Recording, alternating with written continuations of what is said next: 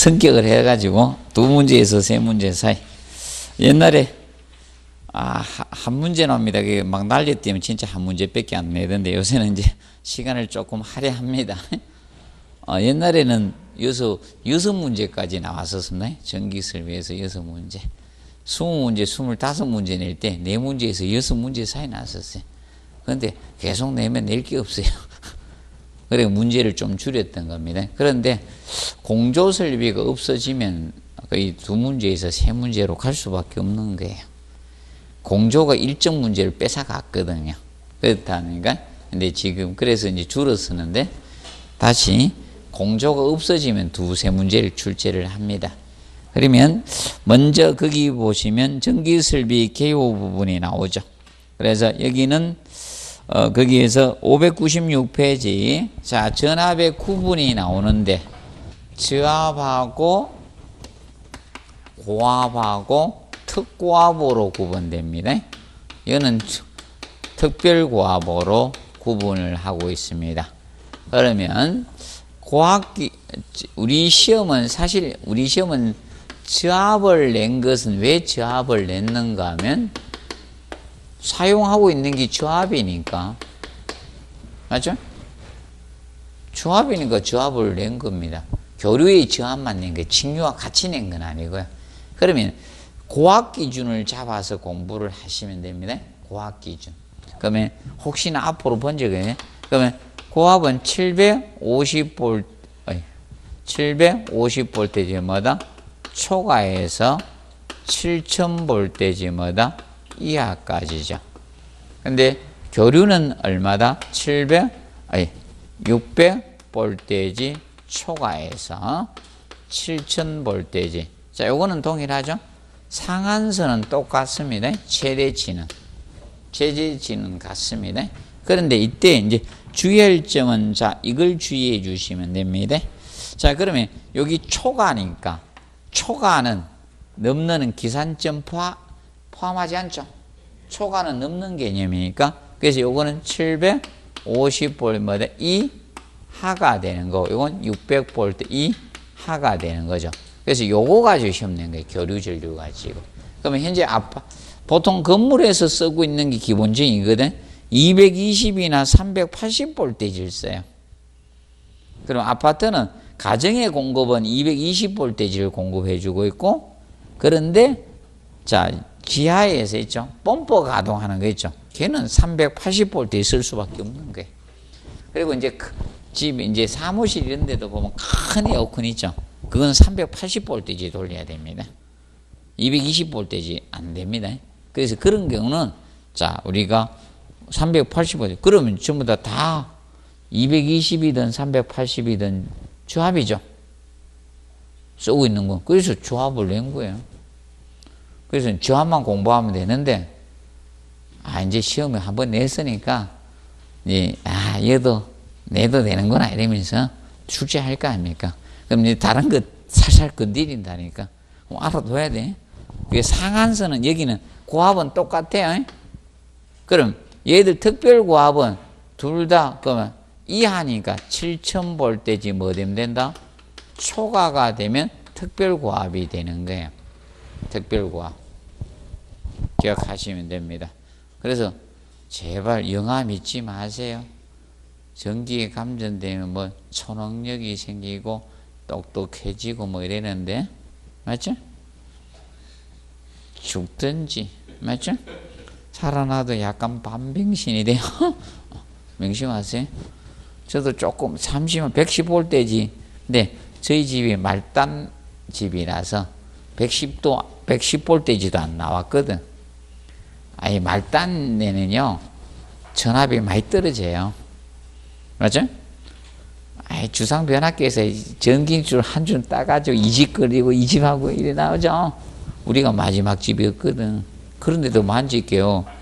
장난 아닙니다. 전기 한번 만지면 그 다음부터 안 만지고 싶어요. 한번 해볼래요? 전기 고문 당하면 그 사람 대단하겠죠? 다시는 다 불게 돼 있다니까. 영화에도 나오잖아요. 자, 그래서 기준 한번 정리해 놓으십시오. 정리해 놓으시고, 그 다음에 이제 전류는 직류하고 뭐다? 교류. 직류전류하고 교류전류. 세기와 방향이 일정한 게 직류고 교류는 세기와 방향이 변한 게 교류죠. 자, 그러면 자, 우리가 이겁니다. 직류는 쉽게 정밀도를 요하는데 뭐다? 직류선 내려보면 뭘 요하는데?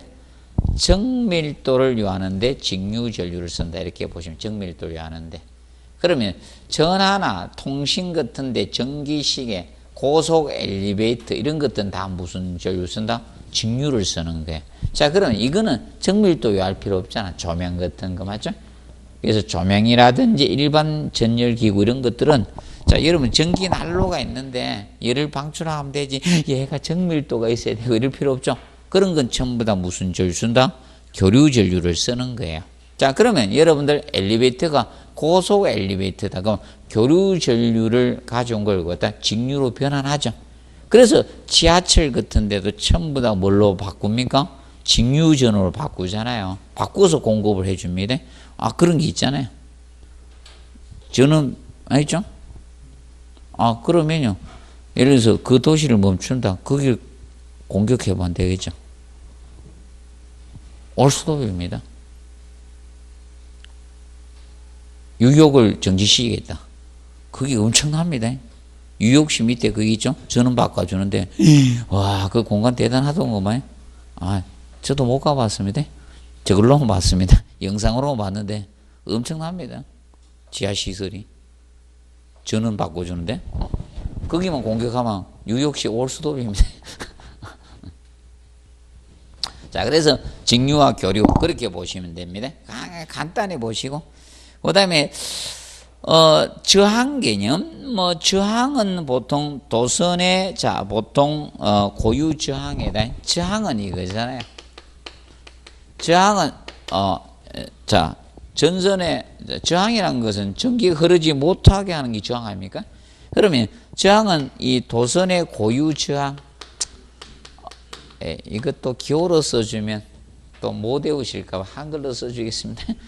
도선의 고유저항. 보통 고유저항이 큰 걸 쓰는 게 좋아요? 적은 걸 쓰는 게?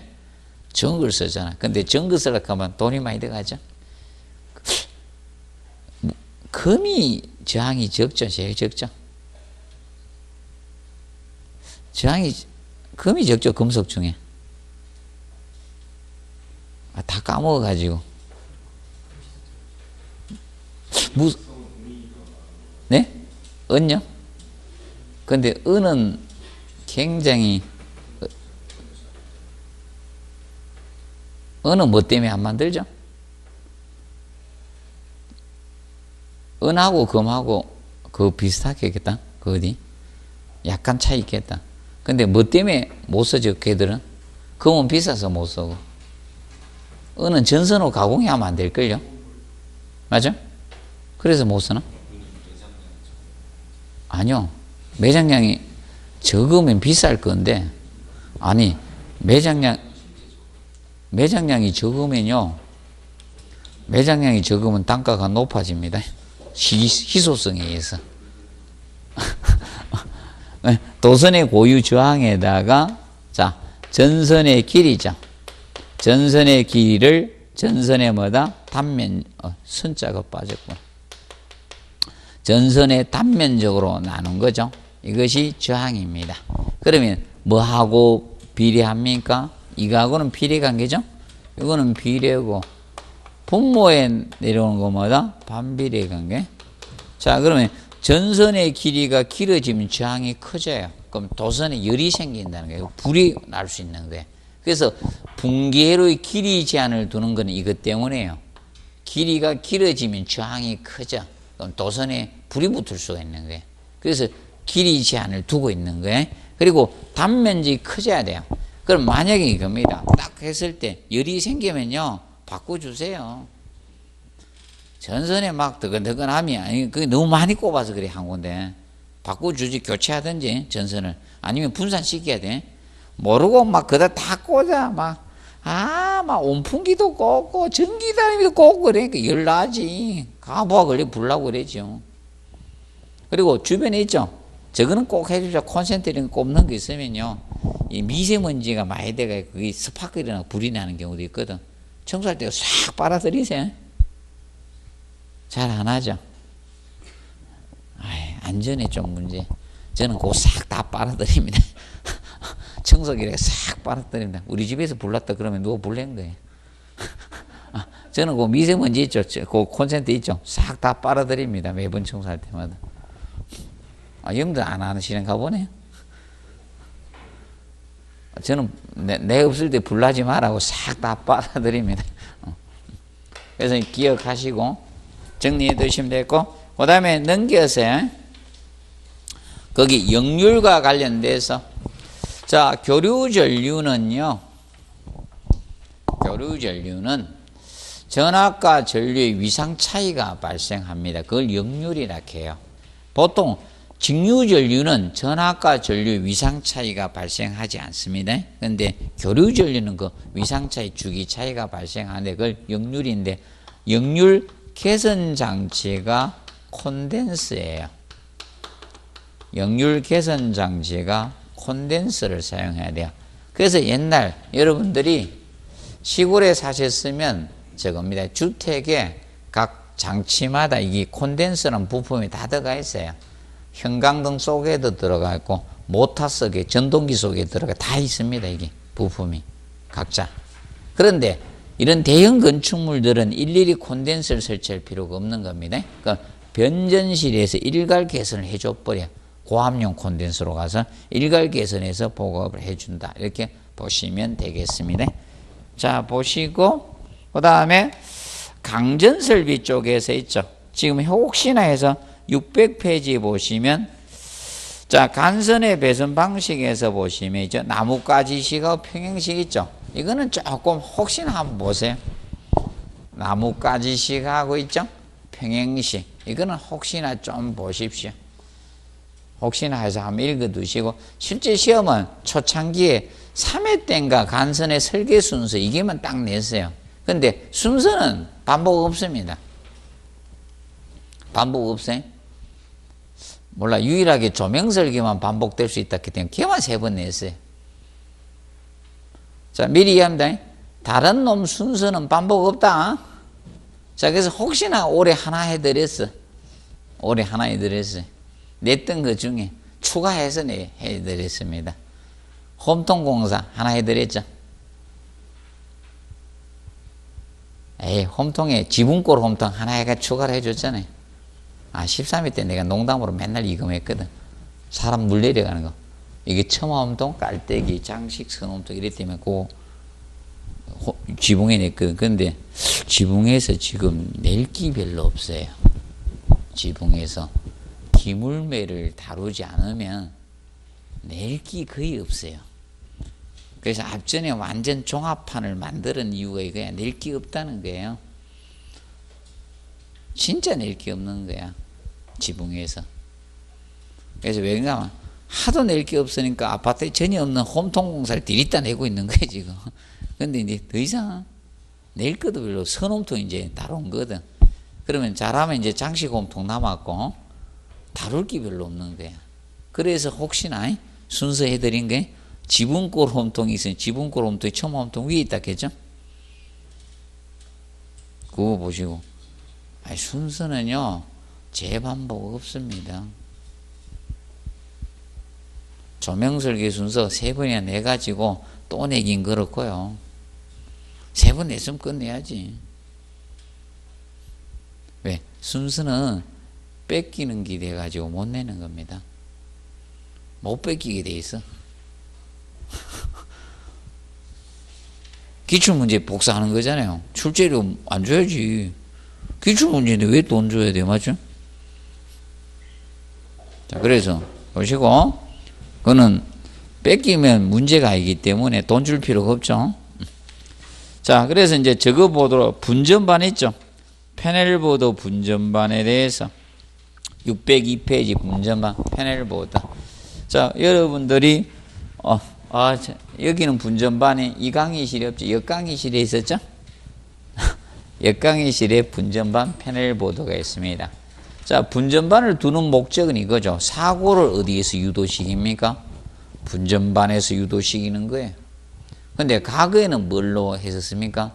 퓨즈.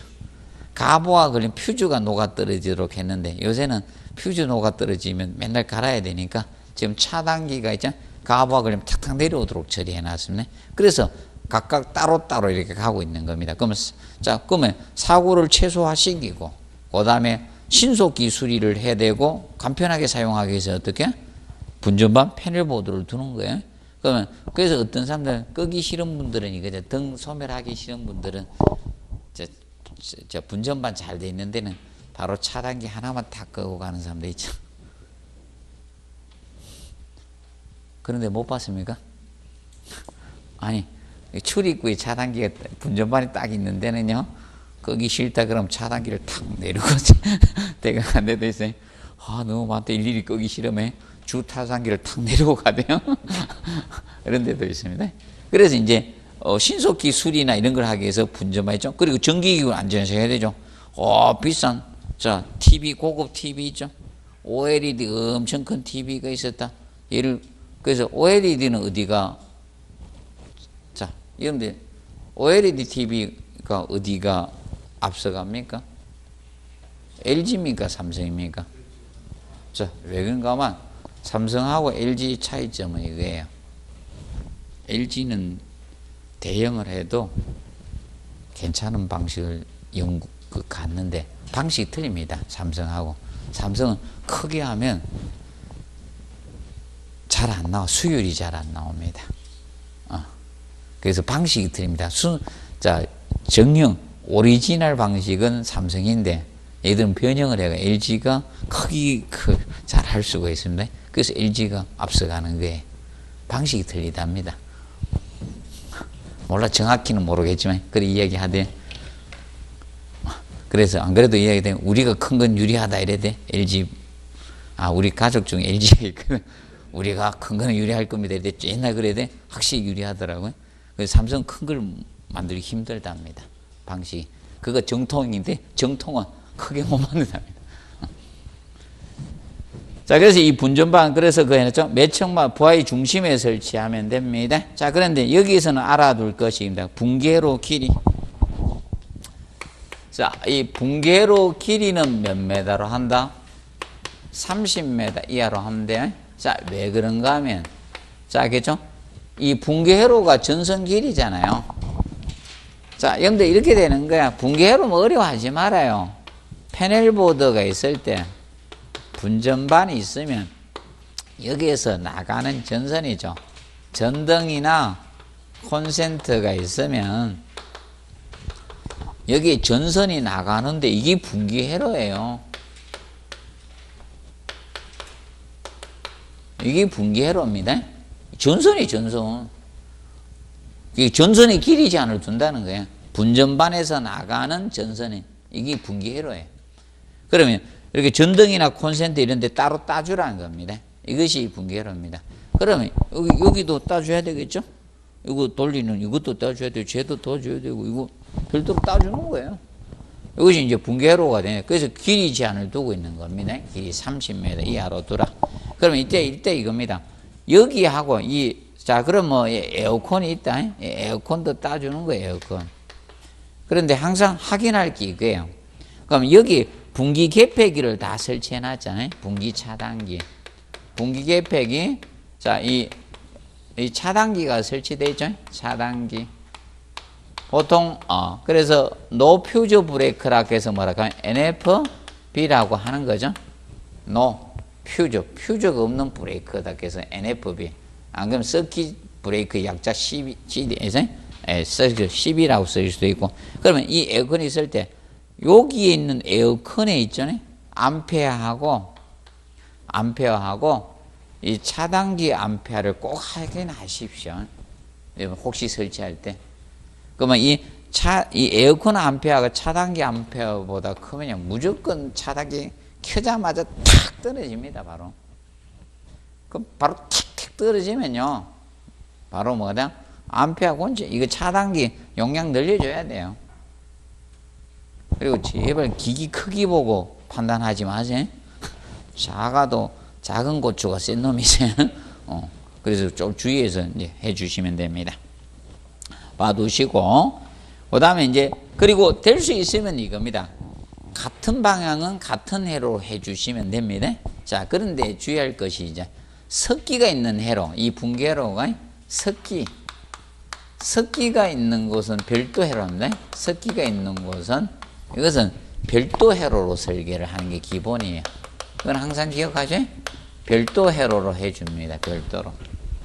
섞기가 있는 것은 별도 회로로 따줍니다. 그래서 에어컨은 무조건 별도 회로로 다 따줍니다.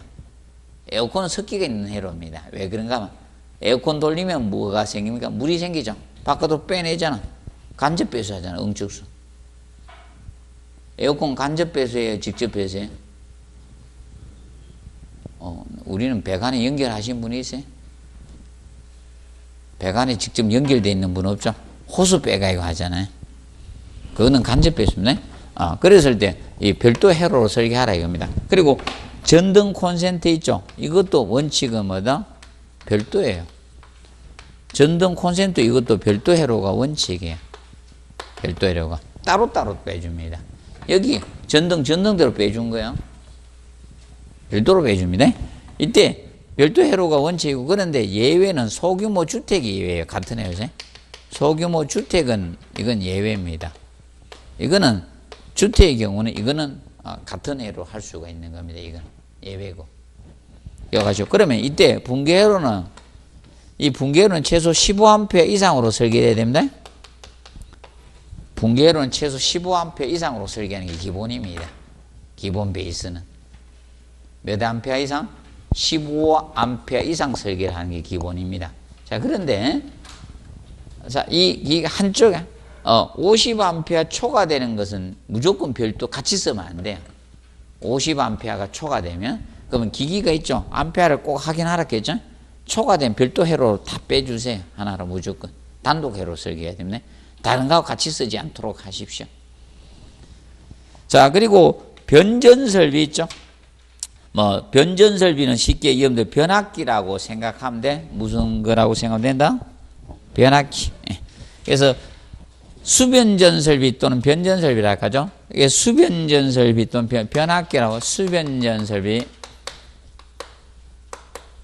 자, 수변전 자, 이겁니다. 고압의 전류를 직접 공급해 주면 안 되죠. 그래서 사용 전압 전류로 바꿔주는 설비가 수변전 설비, 변압기 설비 되는데, 가장 먼저 해야 될 것이 무엇이다?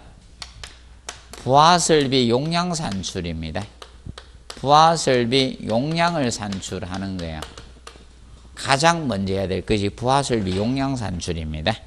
그러면 부하설비 용량 산출은 부하밀도에다가 면적당 부하밀도에다가 곱하기 연면적을 곱해서 계산하시면 돼요. 자, 간단합니다. 부하는 곱해서 구하는 거예요.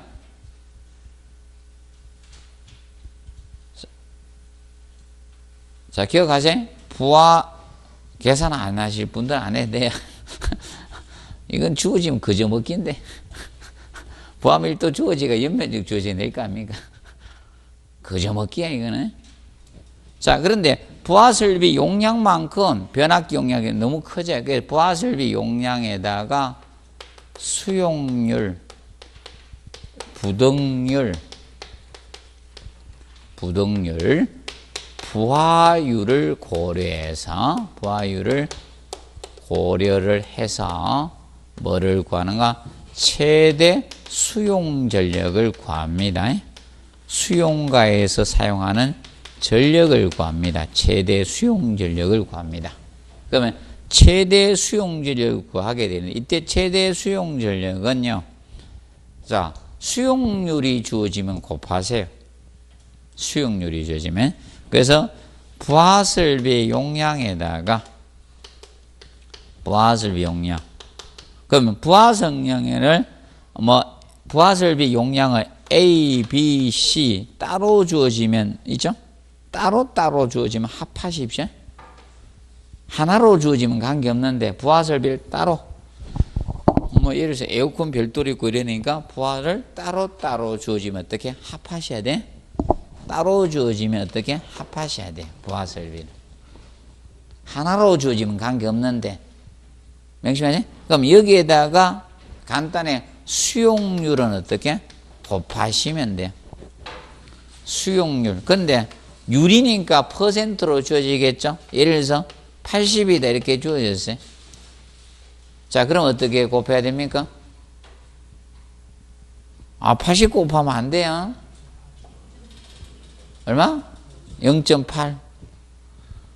옛날에 이거 열심히 강의했디만. 아이고. 아니, 80, 퍼센트 누르지 말고 그냥 0.8 다로 가야지. 뭘 또 80 해가 퍼센트 누르고 그러니까. 퍼센트 잘못 누르면 어떡하라고 안 눌러주고 그래요. 이때도 이거 나왔는데 이거 그냥 곱하면 됩니다 이랬더만 징하게 또 틀린 분 한 분 있어요. 왜냐하면 다 곱해서 80이니까 80을 곱해가지고 출제 오류입니다 이래고 오시대. 출제 오류입니다. 왜냐하면 답이 안 보이더라고. 왜 답을 너무 적게 써놨대. 자기 게 크대. 그래 내가 그랬지. 그래 80 그냥 곱해줘 이러니까 왜 곱하라 했더니 이거 설명 안 들어서 맞아 이래. 형광등이야. 그때서 맞아 소리 나면 어떡해. 유일하게 한 명 들렸었으면 되거든요. 곱하고 자 그리고 명심하세요. 계산 문제 나왔는데 부등률이 주어지면 부등률은 1보다 클 수밖에 없거든. 부등률은요 나누어 주세요. 수용률 어떻게? 곱해주고 부등률은 나누어 주세요. 명심하세요. 수용률은 곱한다. 부등률은 어떻게? 나눈다.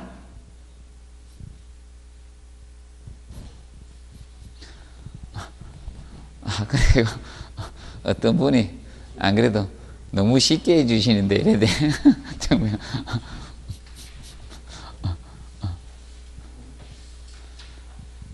계산 식 외우고 하면 힘드니까 그냥 간단하게 해줍니다. 숫자율은 곱하고 부자율은 나눠준다.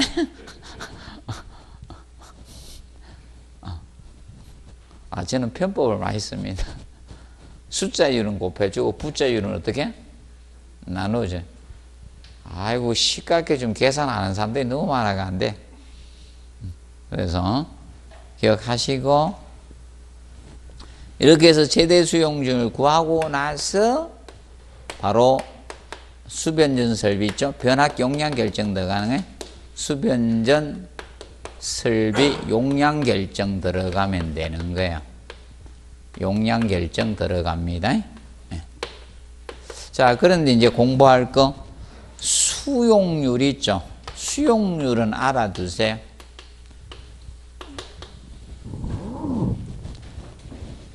수용률은 이게 수용률입니다.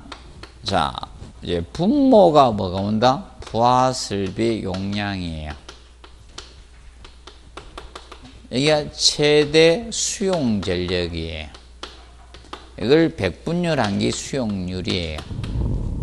자, 그래서 혹시 수용률을 구하란 문제는 한 번도 안 냈거든.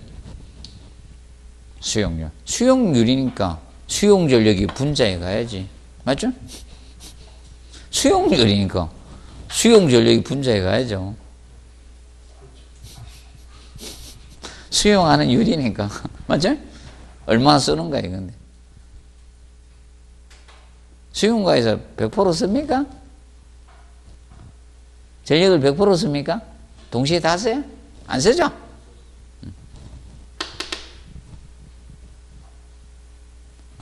부등률식은요 2차에서 냈었습니다. 고르세요. 수용률 고른 식은 냈고요. 혹시나 한번 봐두세요. 그리고 예비전원은 아직 한 번도 안 냈습니다. 예비전원 설비는 아직 한 번도 출제된 적은 없습니다. 자, 이겁니다. 비상시가 되면요 기본 전원은 다 차단돼요. 기본은 다 차단돼요. 그렇기 때문에 예비 전원이 필요합니다. 그러면 자 이겁니다. 한전전원이 차단돼서 예비로 쓸 수 있어야 되죠. 그러면 여러분들 쉽게 이겁니다. 자, 현금 지급기에서 돈 빼러 들어갔는데 수도 패버리면 어떻게 돼요? 안 되겠죠? 맞죠? 그래서 뭐가 됩니까? 전기 공급에 자꾸만 아파트 불났는데 소방본부 가동하고 맞죠? 비상 엘리베이터 가동하고 해야 될 거 아닙니까? 비상 엘리베이터를 왜 설계해놨는가 하면 하재시 소방관들 인명구조 활동 해야 될 거 아닙니까? 아이고 30층에서 한 명 구조해가지고 계단으로 내려오면 땡치대요. 맞아. 그것도 아이돌처럼 몸무게나 가벼우면 되는데 있죠. 아이고 누구예요? 박강덕 씨처럼 몸무게가 돼. 이런 분들 데려오면 몇 명이 데려드려야 돼요. 그렇기 때문에 뭐가 됩니까? 비상용 엘리베이터 거기 이용하라고 있는 건데, 그래서 여러분들 비상용 엘리베이터는요 하재시 여러분이 타면 안 되는 거야. 그리고 그 키를 꽂게 돼 가지고 제어하도록 돼 있으면 호출하면 안 오도록 한 게 정상입니다. 그래 돼야지 됩니다 원래. 자, 그래서 보면 그러면 예비 전원은요 우리가 지금까지 한 번도 안 냈어요. 얘들은 꼭 욕을 해야지 내더라고. 그래서 앞전에 발신기가 업무하고 관계됐는데 안 낸다 했더니 발신기가 한 번 나왔고, 그래서 이거 예비 전원은 아직까지 안 냈습니다. 예비 전원은 사실 오면 한 번씩 테스트 해야 되거든. 예비 전원 맞죠? 예비 전원 테스트할 때 주의할 점이 이거에 꼭 이거는 명심해야 돼. 예비 전원은 자 이겁니다. 가동하려고 하면요 미리 굉장히 오랜 기간 알려야 돼요. 왜냐하면 요새 재택근무를 하는 사람들이 많아. 자택에서 맞죠? 진짜 많아요 사람들. 전원 차단시키면 난리 납니다. 그래서 꼭 알려야 돼요. 소장이 되면 조심해야 돼요. 그냥 연습 한번 해보자고 해버렸다가 난리 납니다. 그 피해 배송 다 해줘야 돼요. 그럼 나중에 잘려요. 또 블랙리스트 회사에 또 지켜 있습니다. 그러면 굉장히 곤란해집니다. 그래서 예비 전원은 그러면 자 이겁니다. 처음 시험은 법적 조건을 낼 수밖에 없다. 법령 조건을. 그래서 기억하실 게 거기 1번 있죠. 예비 전원이 자 거기서 2번 있죠. 예비 전원 갖춰야 될 조건이 있죠. 이걸 다룰 수밖에 없습니다. 자 그런데 우리가 주의할 거 소방은 기본이 몇 번으로 간다 했지? 20분이야. 소방은 조건 안 주시면 20분이야. 고층이면 40분 간다 했죠. 초고층 50층 이상 되면 60분으로 가는데, 자 그런데 전기에서는 기본이 30분이 기본이에요. 명심하세요. 소방하고 틀립니다. 소방은요 20분 내에 못 처리하면 끝났어요.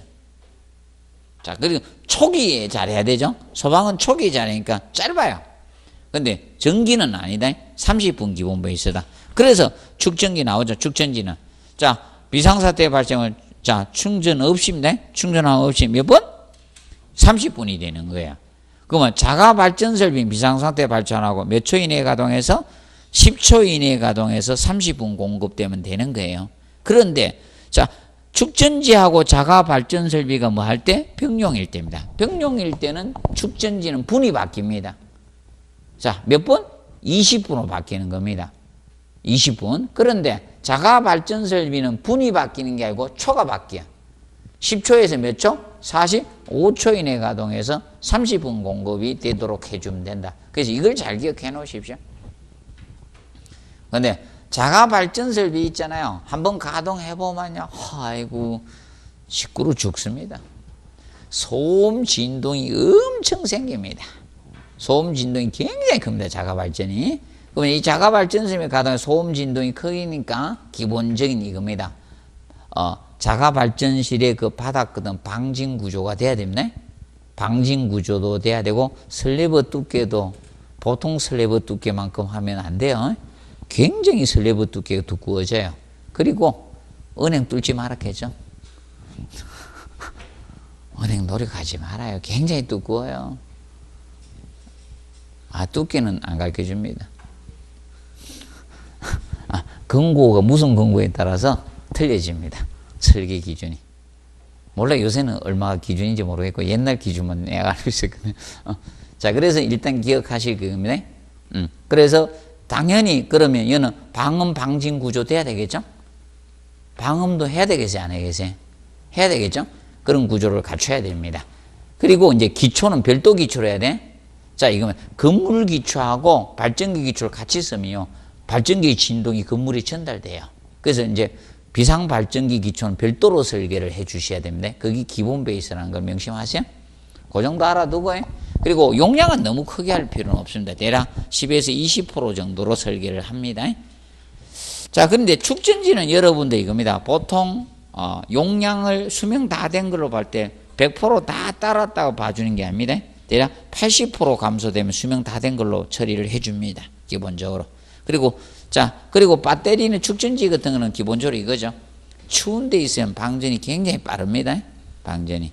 그래서 이제 여러분들 저거 있죠. 많이 추울 때 어떤 사건이 생깁니까? 차를 갖다가 외부에 주차하면 있죠. 시동 안 걸리는 사건이 생기는 게 있죠. 추운데 방전이 빠릅니다. 굉장히. 그래서 휴대폰 옛날 보조 배터리 있던 분들 있죠. 보조 배터리는 이거 아니면 들고 다니잖아요. 이거 절대 추운데 보관하면 안 돼. 그래서 산에 갈 때 어떻게 꼭 그거 믿고 가면 안 돼. 뭐 하나 가져간다고 믿지 마시고 안에 품어가 가면 돼. 어디에다? 속에다 넣어 품어가지고. 그래 방전이 잘 안 돼요. 바깥에 들고 가버리면요. 그거 믿고 있다 꽝 돼요. 꽂았는데 조금 하다가 픽 없어져요. 그럼 문제가 심각해집니다. 상식적으로 알아두시고, 그 다음에 넘겨가세요. 배선공사는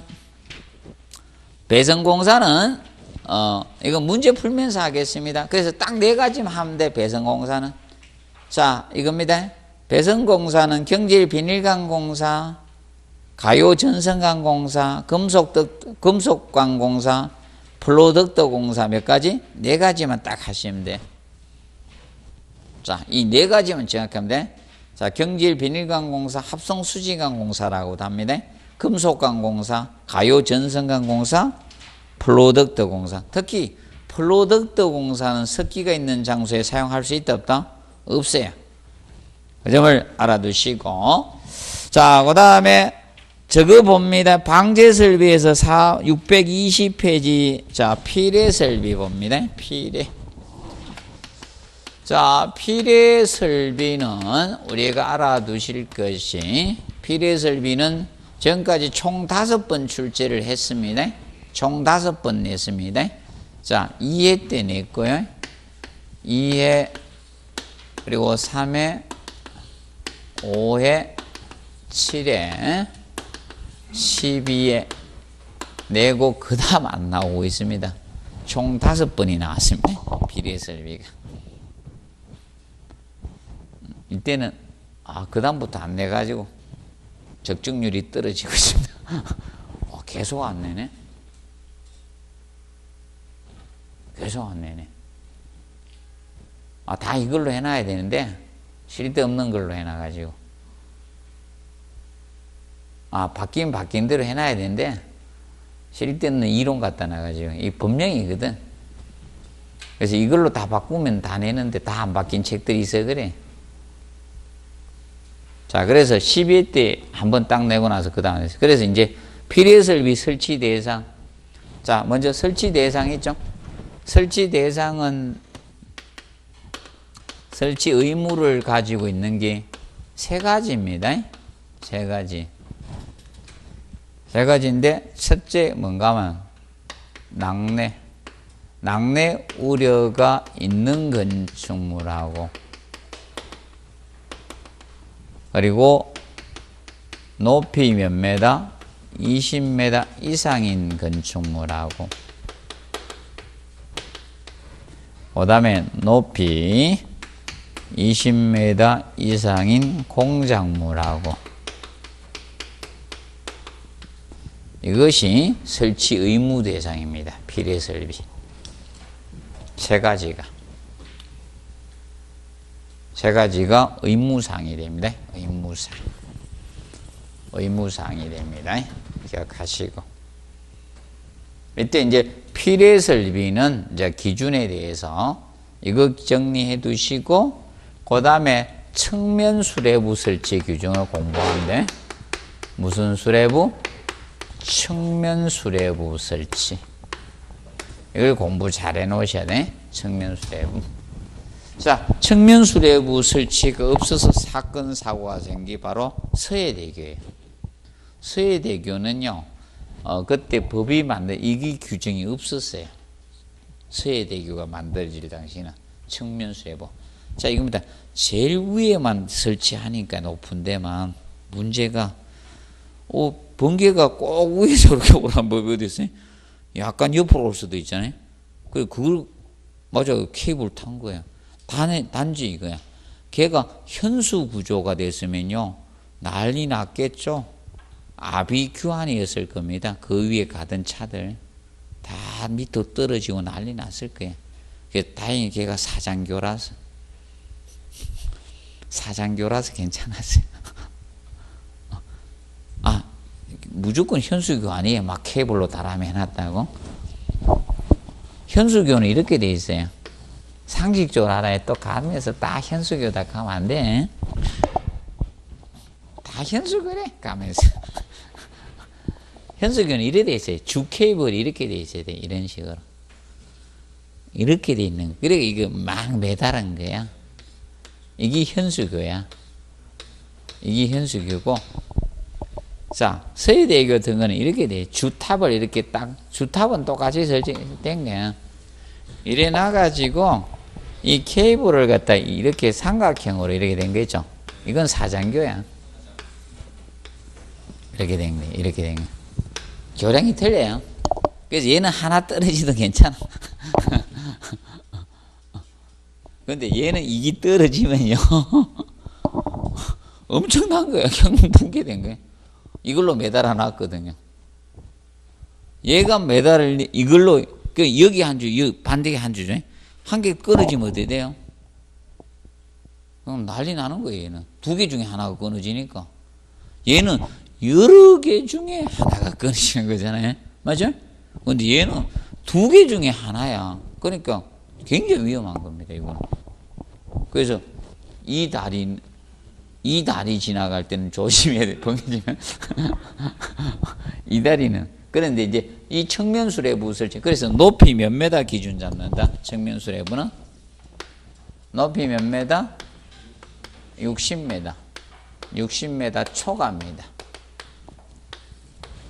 높이 60m 초과가 기준이 되면 측면 수레부는 60m 초과하는 건물 등에서 얼마 높이에서 지표면부터 건물 높이 얼마? 5분의 4 지점부터 최상단까지 설치하는 게 일단 기준 기억하십시오. 높이 몇 메다? 60m 초과되는 건축물 등에 설치, 공작물 설치하면 돼. 기억을 해두시고 측면 수레부 설치 기준 알아두시고 이때 재료는 다 똑같이 간다 했죠. 비례설비 재료는 피복이 없는 동선, 나동선으로 해서 피복이 없는 동선, 나동선으로 똑같습니다. 뭐 수레부든 인하도선이든 접지극이든 낙뢰를 받는 것이 수레부고 그걸 접지극으로 전달해 주는 도선이 인하도선이고 접지극이 땅으로 전류를 방류해야 되겠죠? 접지극 이렇게 구분되는데 이때 이거 다 얼마다? 50제곱밀리미터 이상입니다. 통일시켜 놓은 거야. 자, 각은 이겁니다. 얘가 다 틀렸어요. 이게 35, 16, 50 이렇게 틀렸거든요. 옛날은. 그때 냈어야 되는데 바보들 놓쳤어. 타이밍을 주면 내야지 안 내가지고 바뀌었습니다. 50으로 통합됐습니다. 지금. 시기 놓치면 시험 문제 못 낼 게 많아요. 그때 내야 되는데 못 낼 게 그래서 사장된 문제들이 많습니다. 자, 요거 위주로 딱 보십시오. 이 세 개가 기본 베이스입니다. 얘는 나오게 되면 측면 수레부 꼭 봐야 돼. 자, 이거는 옛날에 초창기에 냈거든. 그런데 그 당시는 뭐 있는가 하면 높이 20m 넘는 건축물이 옛날 법이었거든. 옛날은 20m 넘는 건축물. 그래가지고 법을 바꿨는데 자, 설치 대상을 좀 늘리자는 차원에서 요걸로 법을 바꿨거든. 낙뢰 우려가 있는 건축물. 이러니까요. 허가 승인 들어오는 건축물에요. 피레설비 도면이 싹 다 빠지는 거예요. 깜짝 놀라가지고요. 법 공고했다가 일주일 만에 이걸로 추가 넣었어요. 높이 20m. 내가 그래서 한번 그냥 클릭한다고 다시 클릭해봤는데 다음에 바뀌어 있는 거예요. 그래 전화 바로 걸었죠. 장난하냐고. 왜 법을 금방 일주일 사이에 또 바꾸냐고 그랬더만 누군가는 신청을 할 거 아닙니까? 근데 그 전에 이미 설계도가 만들어졌는데도 그걸 싹 빼버리는 거야. 에이, 일주일 전에 허가나 신청하려고 하면 도면 이미 다 그려진 거 아닙니까? 맞죠? 근데 도면에서 뭐만 싹 뺐다? 피레설비를 싹 뺀 거야. 그래가 들어가는 거야. 그리고 바로 이게 들어왔어요. 그리고 나니까 얘가 또 문제가 생겨. 공작물이. 공작물 많잖아. 우리 주변에 맞죠? 집게 저거 뭐 이게 저 절에 가면 뭐 있고요? 불상이지. 맞죠? 뭐 많잖아. 이런 거 있는데 탑들도 있고. 걔들 가는 낙내 안 받나 맞죠? 농산사만 이야기하잖아요. 자, 예를 들어서 저겁니다. 절에 있는 불상이 그럼 여기는 속리산 아시죠? 속리산에 가면 법주사에 뭐가 있습니까? 불상 있죠? 불상 위에 뭐 있으면 피리침 있습니까? 없습니까? 법주사 한 번도 안 가봤습니까?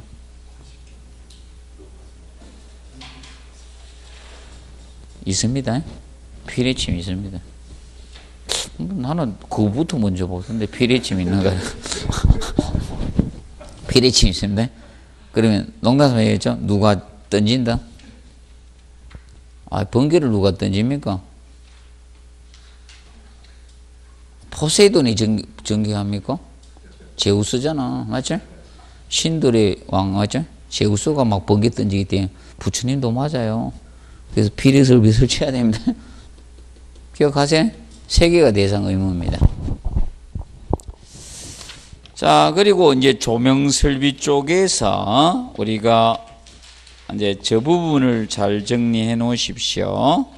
자, 그래서 조도 계산한 식을 잘 정리하셔야 됩니다. 조도. 올해도 자, 나중에 저거는 설명을 조금 해드리게. 조도는 어느 장소에 대한 밝기가 조도죠. 조도는 자, 억지로 외우기 하지 말고요. 조도는 어느 장소의 밝기예요. 밝기. 그럼 과연 어떨 때 밝아지는가 이걸 생각하면 돼. 비례 반비례 관계를 기억하시면 되는 거예요. 비례 반비례. 자, 그러면 어느 때 밝아집니까? 빛을 많이 발해야지 밝아집니까? 빛을 적게 발해야지 밝아져요. 쉽게 옛날로 치면 전구를 옛날에는 이렇게 했죠. 몇 척 이랬죠. 그게 저거죠. 초 몇 개 킨 그만큼이야. 그거지. 옛날 촉으로 이야기한 거죠. 5척짜리 10척짜리 초 5개 밝기 초 10개 밝기 그걸로 한 거죠. 그럼 이겁니다. 그러면 당연히 빛의 강소하고는 무슨 관계? 비례 관계죠. 그리고 개수입니다. 조명의 개수, 램프주. 개수가 있죠. 여기 하나만 딱 켜볼까요? 다 끄고 하나 켜면 어두워지겠죠. 그럼 개수는 비례 관계가 되는 거예요. 자, 그리고 자 이겁니다. 도달. 자, 이 작은 면까지 도달하는 게 조명률이잖아요. 그러면 여러분들 좀 LED가 안 좋은 게 좀 이게 이제 조명률이 조금 떨어지죠. 여기까지 도달하는 게. 그거 못 느낍니까? 밝기는 엄청 밝은데 밑에서 전장이 있잖아요. 작업할 때 여기가 잘 안 나와. 좀 조명률이 조금 떨어지는 것 같아, 느낌. 저는 느낌이 그거야. 조명률이 좀 떨어진다 느낌. 거기 특히 땅바닥에서 누워서 공부하는 사람들. 왜? 거리에 역자성 법칙이거든. 거리가 멀면 멀수록. 맞죠? 배 깔고 공부하는 분 혹시 없습니까? 여기 바닥에 되니까 도달률이 더 떨어지는 거예요, 조명률이. 조명률은 비례관계입니다. 조도하고. 조명률이 높을수록 있죠? 도달하는 율이 높을수록 있죠? 밝아지는 거 아닙니까? 그럼 면적은 무슨 관계가 될 수밖에 없어요? 반비례 관계 될 수밖에 없죠. 등 하나 켰는데 요 면적 한 평이었어. 밝았네? 등 하나가 아니고 어이구 10평 켰어요. 어두워지죠? 오늘 당장 연습해봐요. 면적 이겁니다. 그리고 반비례 관계 나오는 감각보상률입니다. 이거는 반비례인데 이건 여유를 준 겁니다. 오래될수록 강속이 떨어질 수밖에 없잖아요. 맞죠? 그래서 여유를 둔 거예요. 여유를 뒀으니까 크게 잡으면 저도가 떨어지네. 그래서 이제 봐두시는데 이거하고 역수가 감각보상률하고 역수가 무엇인가? 역수가 보수율 유지율입니다. 보수율 유지율. 그럼 보수율 유지율이 클수록 사실 뭐가 됩니까? 밝아지는 거예요. 보수율 유지율. 그럼 얘는 분자에 갑니다. 보수율 유지율. 그럼 둘 중에 하나가 얘 주어지거나 얘를 주어지는 거야. 동시에는 절대 주어지지 않습니다. 역수니까. 그럼 보수율 유지율이 주면요 조도가 밝아지는 거야. 자, 그래서 여러분들 적어 보시면 됩니다. 최근에 LED가 좋은 것이 이거예요. 보수율 유지율이요 굉장히 좋다는 겁니다. 몇만 시간 써도요 거의 70, 80% 육박한다는 거예요. 원래 보수율 유지율은 처음에 있죠. 제일 처음에 새 것일 때 빛을 발하는 양이나 10년 뒤도 그럼 여러분들이 이거잖아. 초반에 머리 팍팍 굴러가던 게 요새 그만큼 잘 안 되죠. 보수율 유지율이 안 좋은 거야. 보수율 유지율이 좋으면요 오래돼서 빛을 잘 발하는 거예요. 그럼 보수율 유지율이 좋으면 조도는 밝아지겠죠. 자, 그런데 여러분이 이거잖아. 옛날에 백열등 쓰면요 보수율 유지율이 좋아서 안 좋았어요? 자꾸 어두워지죠. 오래 쓰면. 맞죠? 역적이 되는 이유가 백열등이 역적되는 이유가 이거예요. 효율이 나쁘죠. 전력 가지고 많은 빛을 못 발하거든. 그리고 왜 많이 못 발하는가 하면 걔는 열을 95% 발산합니다. 빛이 5%밖에 안 돼요. 그래서 역적이 된 거예요. 형광등 있죠? 이것도 빛을 발하는 기구를 알고 있는데요. 얘는 80%가 열이에요. 20%가 빛이야. 그래서 덜 뜨거운 거예요. 한번 만져봐요. 뜨거운지 안 뜨거운지. 요거 꺼내봐요. 한번. 뜨거워요. 그런데 백열등보다는 어떻게? 덜 뜨겁다는 거예요. 맞죠? 그 차이점이에요. 그래서 얘는 아주 역적이 안 된 거예요. 좀 있으면 얘도 역적돼요. 왜? LED가 형광등 가격 가까이 오면요. 형광등 좀 있으면 역적됩니다. 가격이 같으면 누굴 당했습니까? LED로 가죠. 아닙니까? 자, 그래서 요거 기억하세요. 이거 그런 거 냈습니다. 앞전에. 이 시가 알고 있느냐 모르고 있냐. 자, 그러면 앞으로 시험. 자, 또 냅니다. 계산 문제. 느낌은 또 계산 문제 냅니다. 자, 이 식 하나만 외우는 거예요. 절대 다른 거 외우지 말아요. 이거 하나 외우고 변수 주면 다 쉬워요. 걔를 앞으로 내면 돼. 이 1시간. 그러면 자, 명심하세요.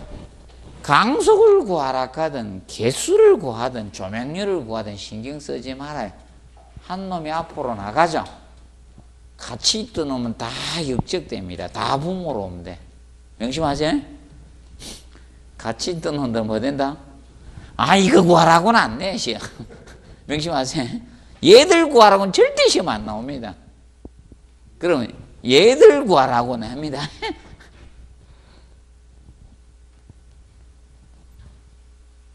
힌트 줄게요. 여기 한 사람들이 그까지 하면 좀 비하 발언돼서 안 되겠다. 그래서 미리 이야기합니다. 미리 이야기지? 이거 중에 강속을 구하라, 개수를 구하라. 개수 구하는 거 이미 냈어요. 네, 해드리고. 조명률을 구하라, 보수율을 구하라 낼 수 있습니다. 자, 그럼 명심하세요. 어떻게 하면 된다? 그놈 앞으로 빼고 나머지 역적되면 돼. 그럼 나머지가 분자로 갑니다. 명심하세요? 같이 있던 놈은 다 뭐 된다? 역적된다. 이걸 꼭 기억하시면 됩니다. 자, 그래서 이걸로 도시기호는 절대로 하지 마세요. 제가 하락할 때만 도시기호는 하십시오. 지금 제가 역사상 도시기호는 딱 2번 하라고 했습니다. 2번. 도시기호는 제가 역사상 2번 하라고 했는데 2번 출제가 됐습니다. 그래서 아직은 아니에요. 도시기호. 자, 도시기호는 이제 위생설비 쪽에서 도시기호 나옵니다. 나오게 되면 타이밍상 그쪽입니다. 자, 오늘 여기에서 마치고 다음 주부터 자, 문제집 들어가는데 자, 1장, 2장 범위로 일단 나가겠습니다. 다음 주는 1장, 2장 풀어 오실 분들은 거기에서 풀어 오고 뭐 실제 시험에 자, 어떤 유형으로 나온지 한번 나중에 체크해 드리면서 문제를 풀도록 하겠습니다. 자, 오늘 여기에서 마치도록 하겠습니다. 자, 수고했습니다.